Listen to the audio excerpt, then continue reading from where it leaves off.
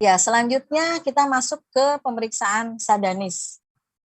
Ya, sadanis itu sebetulnya adalah singkatan dari pemeriksaan payudara secara klinis ya itu.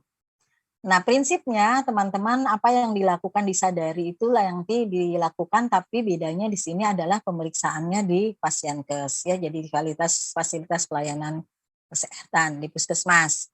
Yang melakukan ya harus petugas kesehatan, itu bedanya ya. Nanti kita memang upaya promotif preventifnya adalah Sadari, diawali dari Sadari, kita meminta ibu-ibunya untuk secara rutin sebulan sekali melakukan Sadari ya pada hari ke-7 sampai 10 setelah haid ya. Nah, sehingga harapannya ketika nanti ibu-ibunya sudah sadar melakukan Sadari, jadi nggak ada lagi tuh yang datang ke petugas kesehatan nanti pas ternyata benjolannya udah lebih besar lagi gitu, atau kondisinya di kondisi yang lebih buruk lagi gitu loh. Ya, kalau rutin tiap bulan melakukan Sadari itu kan harapannya ketika ada benjolan mulai ada mungkin masih 1 senti aja gitu ya. Karena ibu-ibunya rutin tiap sebulan sekali, dia betul-betul kenal dengan payudaranya sendiri. Begitu nanti biasanya ini di sisi ini enggak pernah, ini kayaknya ada benjolan gitu ya. Itu akhirnya sudah mulai periksa ke puskesmas. Harapannya seperti itu ya. Nah, ini poin-poin penting yang harus teman-teman perhatikan sebelum melakukan pemeriksaan sadanis. Ada beberapa hal ya yang harus benar-benar dipertimbangkan ya, diperhatikan, karena ini kan pemeriksaan daerah sensitif ya. Jadi memang kadang-kadang meminta ibunya untuk membuka bajunya aja sampai membuka lepas betul sampai terlihat payudaranya itu butuh waktu ya. Makanya beda kan kalau Sadari kan dia periksa sendiri nih. Ini kalau Sadanis kan diperiksa oleh orang lain, oleh petugas kesehatan ya. Maka inilah poin-poin yang teman-teman harus perhatikan. Pertama, kita harus peka terhadap kekhawatiran klien ya. Berikan kesempatan klien untuk bicara. Ya, jadi peka dengan mungkin rasa malunya, peka dengan rasa takutnya, ragu-ragunya. Jadi jangan juga kita, ya tentu kita juga tetap harus melayani secara efektif, karena kita juga kan tidak bisa terfokus hanya satu orang saja ya. Jadi kita melakukan dengan mungkin teknik-teknik yang teman-teman, saya rasa teman-teman sudah terbiasa menghadapi klien, menghadapi pasien. Gunakanlah komunikasi yang efektif ya. Nanti ada pelajaran yang mengenai komunikasi efektif ya. Jadi intinya peka lah, jangan langsung misalnya, ayo Bu, buka bajunya, cepat-cepat Minanti. Saya usahakan seperti apa dan gunakan bahasa yang mudah dipahami oleh Ibu ya. Nah, kemudian juga tunjukkan dari petugas ya, jadi hargai privasi klien ya, gitu ya. Sekalipun sesama wanita itu masih saja nanti teman-teman rasakan. Kan sebetulnya salah satu penyebab kenapa kegiatan ini capaiannya kecil itu memang dari sisi ibunya sendiri, di samping malu, tidak tahu ya. Tidak tahu dulu pertama, kemudian malu ya. Malu banget karena itu memeriksa daerah yang privasi, kemudian takut ya, takut nanti ketahuan misalnya ada sesuatu. Nah, ketika kita sudah bisa menyadarkan masyarakat, ibu-ibunya nih memberikan edukasi, disadarkan bahwa Bu, ibu-ibu tuh sampai akhirnya paham bahwa manfaatnya jauh lebih besar dibandingkan malu dengan takutnya. Itu insya Allah ya, ya sekalipun mau akhirnya malu tapi akhirnya mau diperiksa ya. Nah, kemudian kalau nanti teman-teman melihat kok pasien kliennya gelisah ya, itu maka diskusikan langkah-langkah pemeriksaan dan apa tujuan pemeriksaan. Ya, jadi itu untuk meyakinkan lagi ibu supaya janganlah ragu-ragu, janganlah malu, nggak usah takut sehingga ibunya gelisah ya. Jadi ini kan disampaikan nanti langkah-langkah pemeriksaannya seperti apa. Kemudian yang paling penting lagi adalah tujuan dari pemeriksaan itu ya. Jadi lebih ditekankan bahwa diberikan gambaran bahwa sudah banyak ya yang menderita penyakit ini, tapi kalau misalnya rajin memeriksa Sadari, kemudian diperiksa di puskesmas, ya mudah-mudahan bisa cepat mudah-mudahan tidak terjadi. Kalaupun ada bisa cepat ketahuan sehingga bisa cepat diobati gitu ya. Nah, kemudian yang berikutnya juga jangan terburu-buru ya, jangan terburu-buru mungkin karena kita melihat waktu atau ada kegiatan lainnya sehingga kita memperlakukan klien itu kurang membuat kurang nyaman dari klien ya, mungkin terkesan buru-buru seperti itu. Nah, kemudian pertimbangkan faktor budaya ya, faktor budaya dipertimbangkan. Jadi memang dari mulai pemeriksanya, tempat periksanya itu memang di setting memang supaya jangan sampai tiba-tiba sementara diperiksa ada petugas kesehatan lain yang memang kebetulan ada keperluan sesuatu buka misalnya tempat tersebut ya, seperti itu. Kemudian ada juga kan ibu-ibu mungkin ibu-ibu yang pakai hijab ya, kadang lebih ini lagi ya, seperti itu. Pertimbangan hal-hal seperti itu. Nah, kemudian juga sebagai petugas itu bisa mendorong klien untuk bertanya. Tentu ini dimulai dari komunikasi yang efektif. Kalau petugas itu ya harus yang ramah, mungkin menyapa dengan 5S. Dari awal ketemu klien itu memang membuat klien itu tidak takut. Justru dia mau menceritakan masalahnya seperti itu secara terbuka ya. Sekalipun juga nanti sebagai petugas harus pandai-pandai, kan kadang-kadang ada tuh klien yang cerita dari A sampai Z nggak bisa dipotong. Nah, itu juga harus bisa dikondisikan ya. Tapi intinya bagaimana kita bisa mendorong klien bisa bertanya supaya dia menjadi lebih jelas dan akhirnya termotivasi bisa melakukan screening ini secara rutin ya. Screening rutin ini sebenarnya teman-teman itu yang diminta adalah 3 tahun 1 kali ya. Tapi kalau misalnya ada yang mau setiap tahun enggak masalah, tapi yang nanti akan direkap di pencatatan pelaporan itu ya, itu akan digunakan, datanya akan digunakan selama 3 tahun ya. Jadi kalau misalnya diperiksa tahun ini berarti nanti di tahun ini 2002, berarti di tahun 2024 ya, 2025 itu baru diperiksa kembali. Karena datanya bisa digunakan selama 3 tahun. Nah, tapi kalau misalnya si ibunya memang mau setiap tahun nggak masalah ya. Oke. Nah, ini adalah langkah-langkah yang dilakukan dalam sadanis. Yang pertama, tentu meminta pasien untuk membuka baju ya.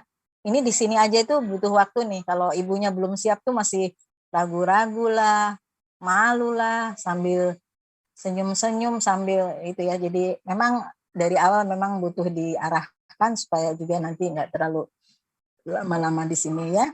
Nah, kemudian yang kedua, meminta ibunya untuk meletakkan kedua tangan di pinggang sambil menekan agar otot dada berkontraksi ya.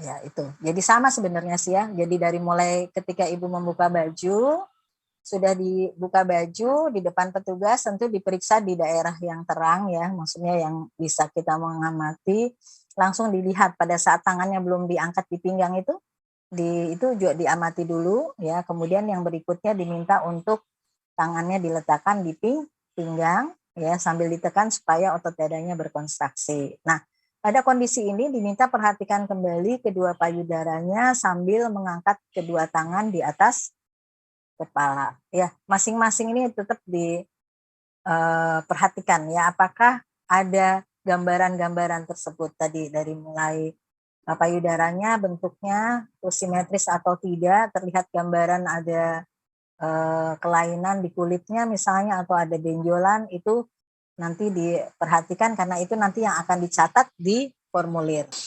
Nah, setelah pinggang dia kemudian mengangkat lengannya di atas kepala bergantian ya. Kemudian diminta untuk membungkukkan badan ya. Membungkukkan badan untuk melihat apakah kedua payudaranya menggantung secara seimbang. Ya, tuh. Jadi dibungkukkan badannya. Menggantung secara seimbang Pak enggak? Jadi kan prinsipnya sama ya. Tuh. Nah, setelah itu lihat perubahan dalam hal ukuran, bentuk atau warna kulit benjolan, atau jika ada kerutan lekukan seperti lesung pipi pada kulit dan puting. Dilihat. Ya, jadi diperhatikan ada nggak sih perubahan dalam hal ukuran, kemudian bentuk atau warna kulit, ya, benjolan atau jika ada kerutan lekukan seperti lesung pipi pada kulit dan puting. Ya, jadi diperhatikan betul karena ada perubahan itu saja bisa saja mengindikasi adanya sesuatu di payudara. Kalau warna kulit kan berarti mungkin bisa terlihat warnanya masih normal atau mungkin kelihatan ada gambaran radang, ya, atau mungkin bahkan di situ karena di situ ada apa sih, ada luka seperti gambaran luka yang sudah meluas. Pokoknya apa yang kita lihat itu digambarkan saja, ya. Kalau ya, termasuk juga lesung pipi. Nanti pada saat mencatat di formnya itu kan kita juga harus menggambarkan gambaran tersebut di ada di daerah mana, ya, ada di kuadran yang mana, seperti itu, ya. Jadi benar-benar digambarkan sesuai dengan letaknya, ya, itu ya. Jadi seperti itu. Nah, itu dari inspeksi, ya. Jadi urut-urutannya sama, ya. Inspeksi dulu. Nah, setelah selesai inspeksi baru palpasi, ya. Nah, pada saat palpasi ini kita meminta kliennya untuk berbaring di meja periksa, ya. Jadi diminta untuk berbaring, kemudian kita letakkan bantalnya di sisi yang payudaranya yang akan diperiksa, ya. Jadi bantal itu diletakkan di bawah punggung, ya, pada sisi yang akan diperiksa, ya. Ini akan membuat jaringan ikat payudara menyebar sehingga dapat membantu pemeriksaan payudara. Itu sebetulnya. Jadi diharapkan nanti kan kalau ada bantal kan jadi lebih menonjol kan, jadi payudaranya itu jaringannya lebih melebar, lebih terpapar lah seperti itu, dan ini memudahkan untuk pemeriksaan, ya, untuk palpasinya, ya. Ya, kemudian letakkan kain bersih di atas perut pasien. Seperti itu, ya. Nah, kemudian pada saat kita akan mempalpasi, minta ibunya untuk meletakkan lengan yang akan di sisi yang akan diperiksa, ya. Kalau yang diperiksa di kiri dulu berarti lengan kirinya suruh diletakkan ke atas. Bisa juga sambil di belakang kepala, ya. Simpan di belakang kepala.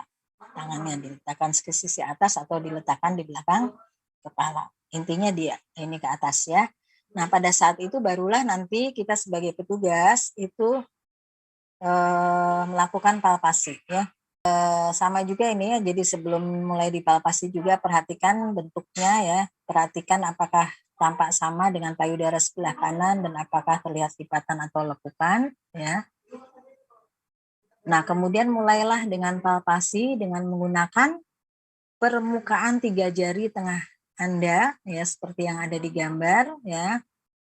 Kemudian lakukan palpasi payudara dengan menggunakan teknik spiral, ya.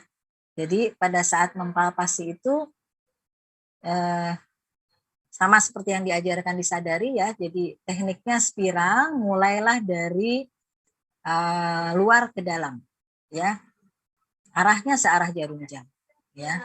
Tidak dipermasalahkan, tapi ke arah searah jarum jam. Dari arah luar menuju ke dalam, kemudian juga jangan terburu-buru.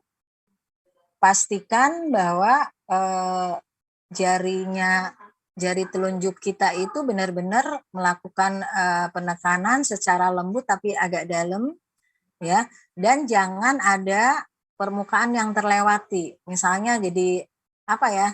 Akhirnya ada sisi yang tidak sampai nggak ke palpasi itu loh. Intinya itu. Jadi benar-benar teliti, ya. Ya, tuh. Kemudian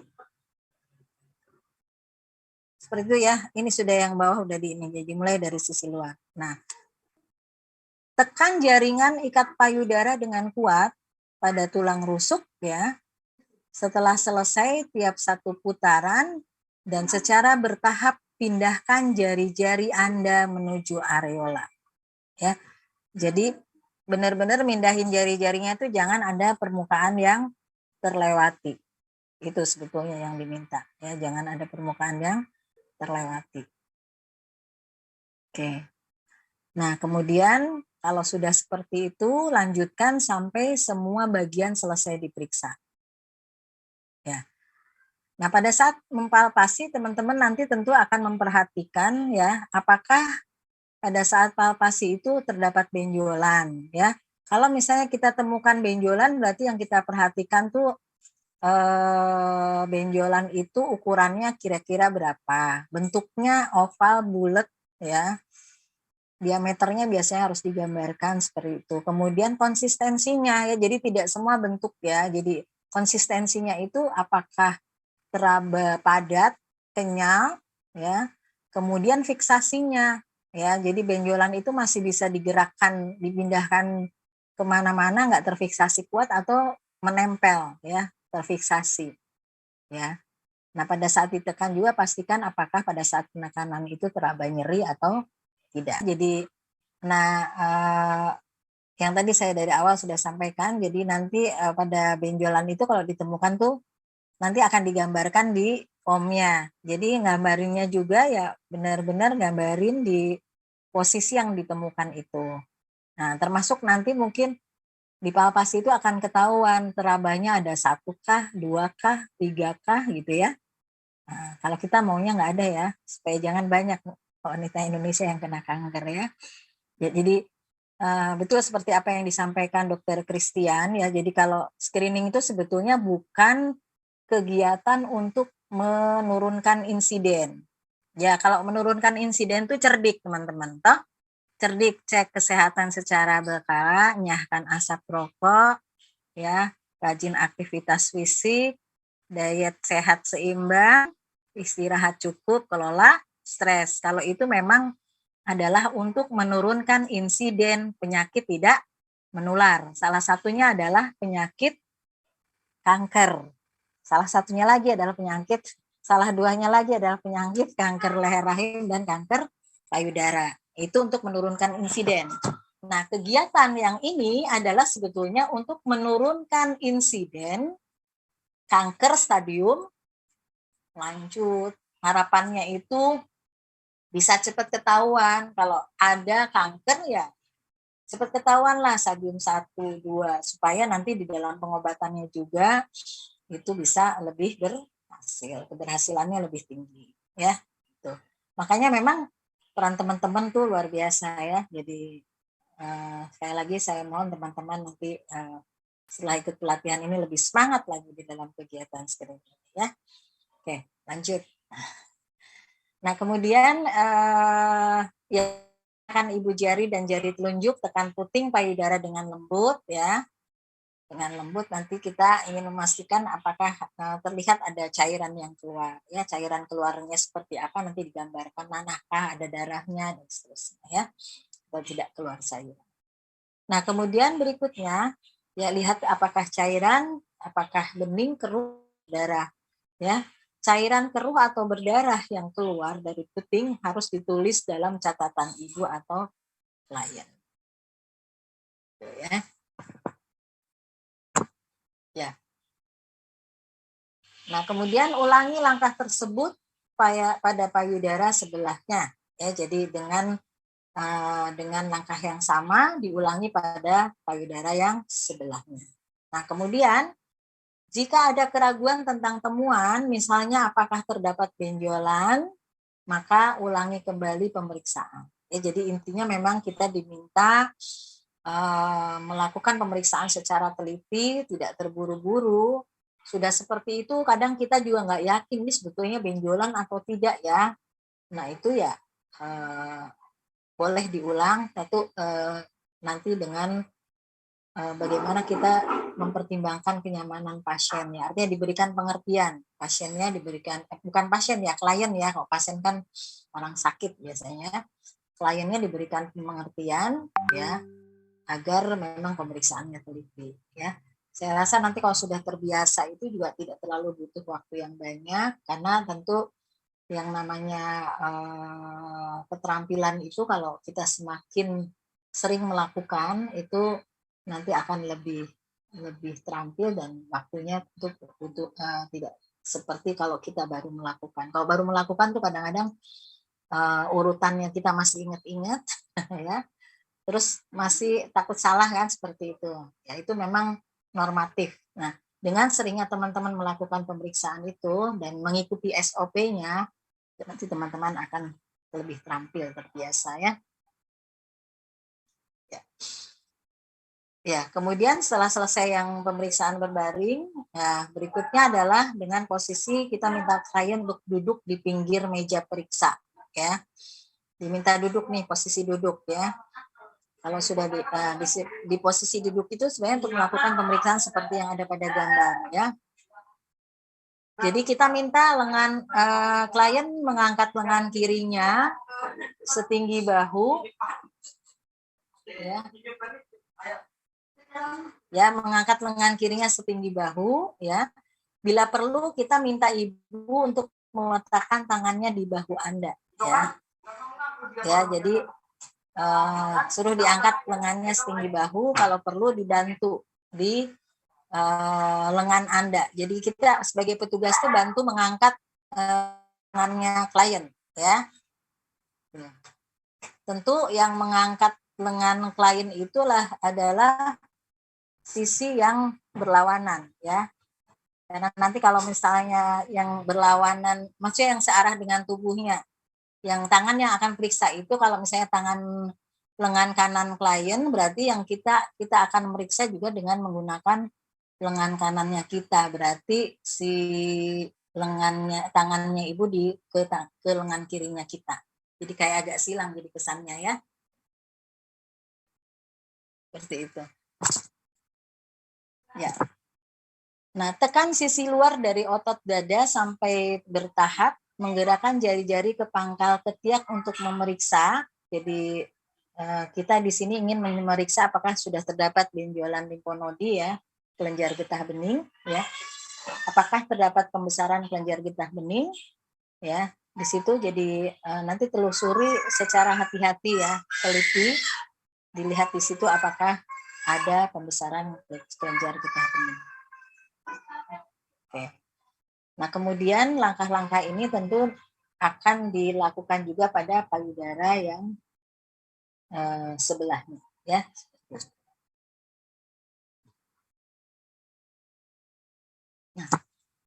Nah, setelah seluruh rangkaian itu dilakukan, ya, kita meminta klien ibu untuk memakai pakaian kembali, ya. Kemudian tentu Anda sebagai seorang petugas, ya, jangan lupa hasil atau temuan-temuan yang didapatkan itu dicatat di formnya, ya. Jadi sudah tersedia formulirnya, dicatat, ya. Kalau yang itu nanti digambarkan, dipetakan termasuk lokasinya, ya. Kalau di payudara kanan ya digambar di payudara kanan, jangan di payudara kiri, jangan kebalik, ya.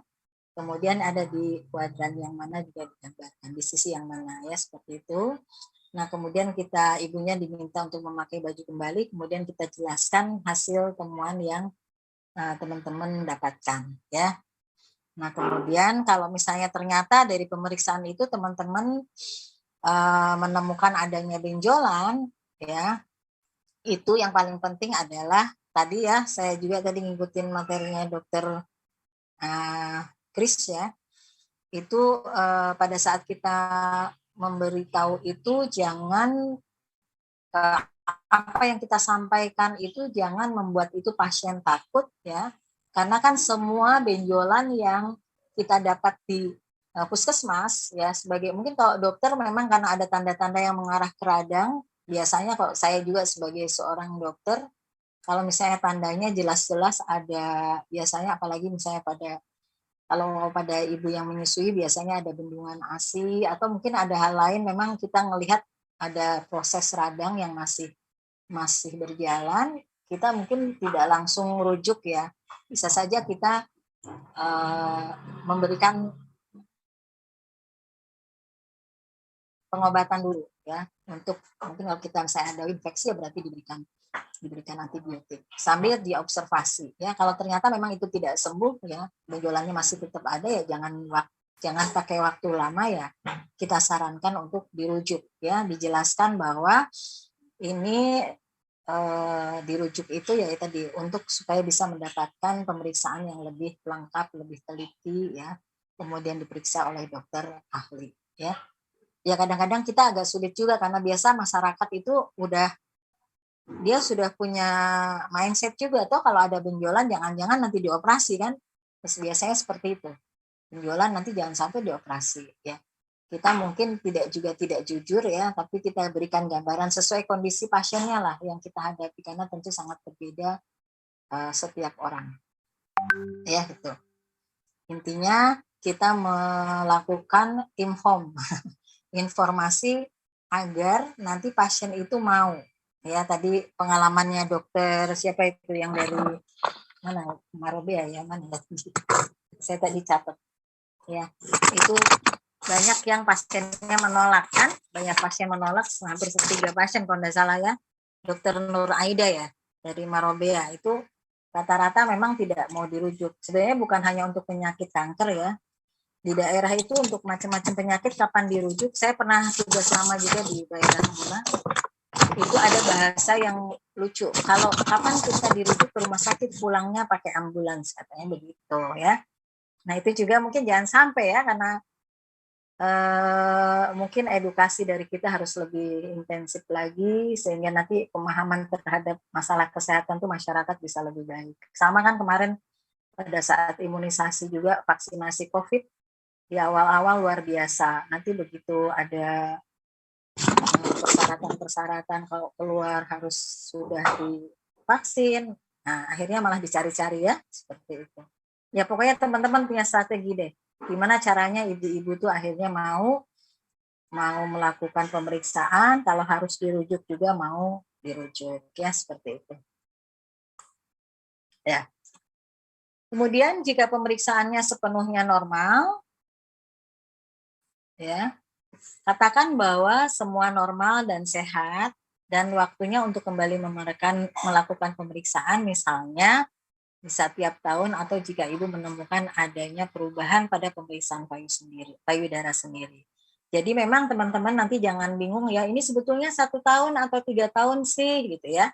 Kalau di konseling itu nanti kan ada formnya memang yang kartu kontrolnya juga itu memang yang dianjurkan adalah setiap tahun ya. Jadi nanti itu 1 tahun lagi periksa atau tidak nunggu 1 tahun kalau ibu pas pada saat sadari menemukan benjolan ya atau menemukan gambaran-gambaran yang sudah di ini ya tadi ya itu ya cepat datang lagi di puskesmas. Jadi gitu ya secara kesehatan seperti itu. Sama seperti kalau pemeriksaan di Posbindu juga ya. Posbindu itu kalau secara program itu diminta paling tidak 6 bulan sekali rutin. Tapi kalau untuk indikator program itu yang SPM itu kalau cukup 1 tahun sekali. 1 kali sudah di screening berarti dia sudah memenuhi standar pelayanan. Artinya dia sudah memeriksakan pemeriksaan kesehatannya, sudah bisa menjawab untuk indikator SPM usia produktif gitu ya. Kecuali kalau memang ada gejala yang ditemukan, ada faktor risiko yang ditemukan yang harus dirujuk, ya berarti ikuti alurnya untuk dirujuk. Kalau itu tidak harus 1 tahun, berarti harus mengikuti anjuran dokter. Ya. Nah, ya berikutnya adalah pencatatan hasil temuan ya. Ya, pencatatan hasil temuan di sini nanti itu tadi dari awal sudah saya singgung. Jadi ada perubahan ukuran dan bentuk payudara ya. Kemudian lipatan atau cekungan atau dimple pada kulit payudara itu dicatat. Jika terdapat benjolan atau kelainan ya atau kelainan pada payudara, maka catat berapa banyak benjolan yang teraba dan lokasinya. Ya. Lokasinya ya. Ada atau tidak cairan dari puting yang tampak seperti darah atau nanah dan temuan-temuan lainnya. Ya. Tuh. Kalau terdapat benjolan atau kelainan payudara, maka dicatat juga berapa banyak benjolannya, ya digambarkan juga di situ di form catatannya ya. Ya, digambarkan ada atau tidak cairan dari puting yang nampak seperti darah atau nanah dan temuan-temuan lain. Ya, ya, tanda-tanda positif ya yang nanti butuh pada akhirnya nanti kita bagaimana bisa menganjurkan ibunya untuk ya mau dirujuk ke dokter bedah onkologi ya kalau memang sudah ada, itu ketika ada benjolan ya kemudian ada perubahan ya kesini aja muter ya, ada benjolan, kemudian permukaan payudaranya terlihat seperti tertarik ya, atau ada permukaan yang cekung ya, jadi kayak tertarik ke dalam, cekung, nggak harus tertarik kayak lesung pipit, tapi memang kayak mencekung gitu ya. Kemudian terlihat ada keluarnya cairan dari payudara ya. Kemudian permukaan payudara yang memerah, ada perubahan warna kulit. Itu ya. Kalau ada ciri-ciri ini maka anjurkan untuk nanti bisa dirujuk ke dokter ahli. Ya, untuk memastikan apakah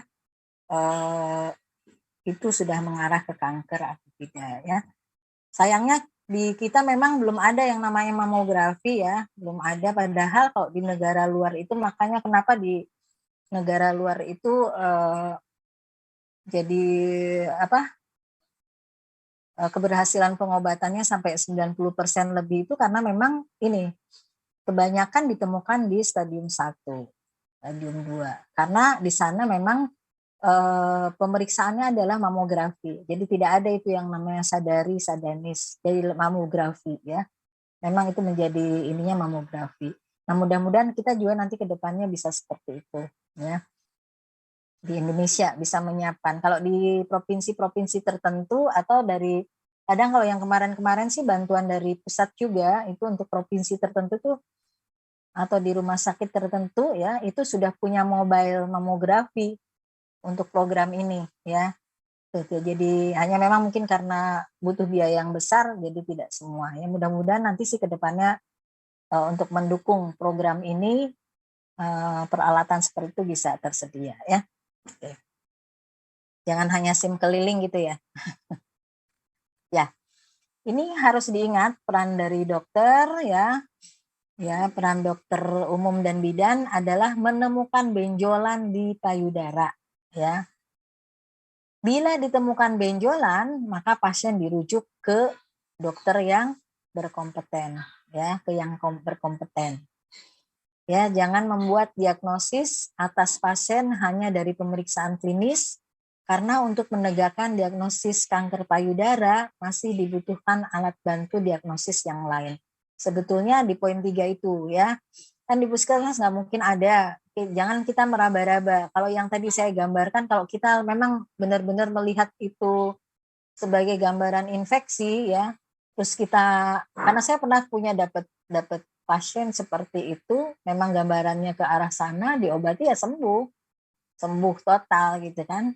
Tetapi begitu enggak, atau mungkin kan kita menggambarkan gejala itu kan bukan hanya satu yang membandingkan dengan, nah itu kita memang yakin ngarahnya ke sana ya dirujuk saja, nggak usah ditunda-tunda ya. Begitu ada gambaran-gambaran tadi yang disampaikan sebelumnya. Ya, itu materi untuk sadari dan sadanis.